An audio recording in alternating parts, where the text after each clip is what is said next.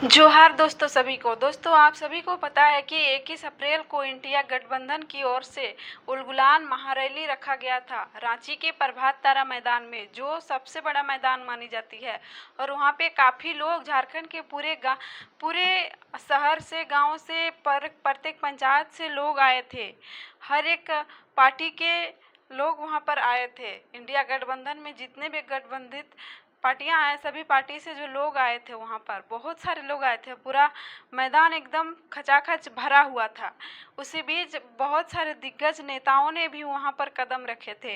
हालांकि राहुल गांधी भी आने वाले थे, उनकी तबीयत खराब को लेकर सूचना दी गई और वे बाद में नहीं आए। और बहुत सारे नेता वहाँ पर मौजूद थे।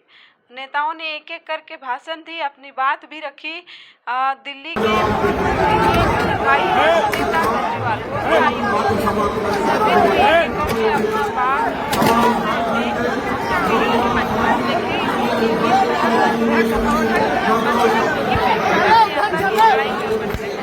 आपस में हो जाता है। वहाँ पर कहना, इस बात पर उन लोगों का लड़ाई हो जाती है कि जो चतरा के प्रत्याशी दिए गए हैं कैन त्रिपाठी, उनके समर्थक और उनके विरोधी लड़ रहे थे अब आपस में।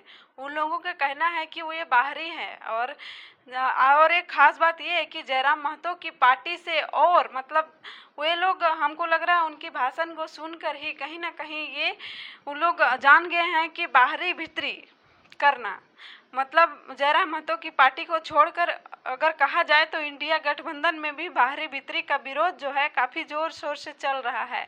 और ये देखना काफ़ी ज़्यादा रोमांचक होगा कि आने वाले समय में क्या चतरा लोकसभा के प्रत्याशी बदले जाएंगे या नहीं। अभी हाल फिलहाल में कल ही एक रांची लोकसभा के लिए प्रत्याशी घोषित किया गया।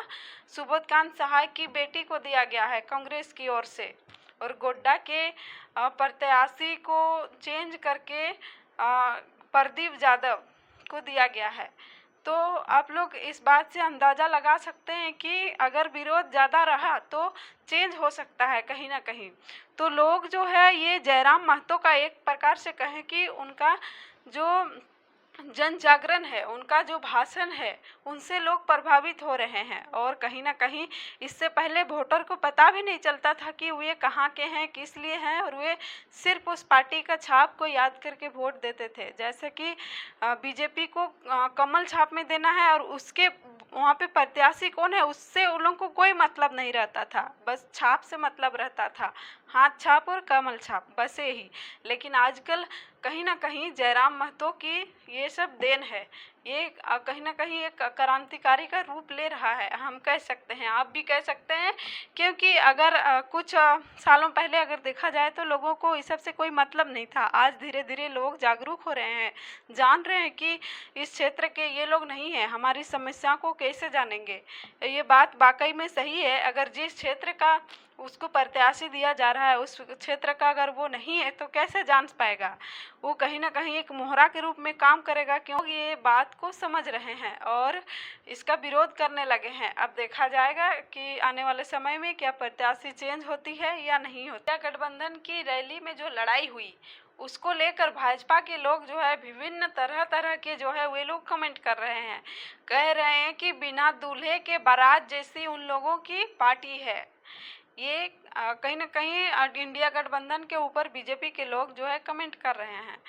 तो आप लोग सोच सकते हैं कि एक ही कम्युनिटी में रहने वाले लोग, एक ही पार्टी को सपोर्ट करने वाले लोग आपस में क्यों लड़ रहे हैं, क्या कारण हो सकता है, क्या वजह हो सकती है इसकी चर्चा तो वहाँ पर नहीं की गई। हालांकि इसको छुपाने का काम कर रहा था, लेकिन मीडिया वहाँ पर मौजूद थी और उसको कैप्चर कर लिया।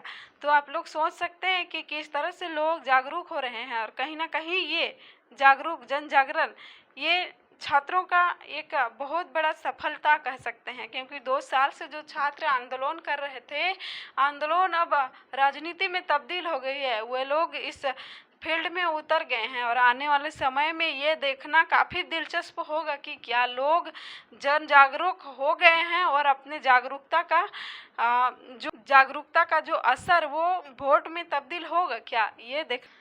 जयराम महतो कहते हैं कि हम जीते या ना जीते, लेकिन अगर मैं जीतता हूँ तो झारखंड का तकदीर को बदल दूंगा, और मेरी हार हुई तो तुम्हारे जीत से ज़्यादा हमारी चर्चाएं होंगी। तो दोस्तों, आप लोग वो खबर तो देखे ही कि किस तरह से कुर्सी फोड़ हो रहा था, माथा फोड़ भी हो रहा था। तो इस घटना से आप लोग अंदाज़ा लगा सकते हैं कि उस पार्टी के लोग कितना आपस में मिले हुए हैं, उन लोगों का जो भावनाएं हैं कितना मेल खाती है। तो दोस्तों, आप लोग इस बारे में क्या सोचते हैं, कमेंट करके ज़रूर बताइएगा। और क्या आने वाले समय में और पार्टियों में भी इस तरह की घटनाएं देखी जा सकती है? क्या उनके समर्थक और विरोधी एक ही दल के होंगे? ये कहना तो कहीं पर भी शोभा नहीं देता है, लेकिन आने वाले समय में मुझे लग रहा है अगर जन जागरूक ज़्यादा हो गया तो कहीं ना कहीं लोग अपना असर जो है वोट में दिखा सकते हैं। जय झारखंड, जोहार झारखंड। मिलते हैं किसी नेक्स्ट वीडियो में।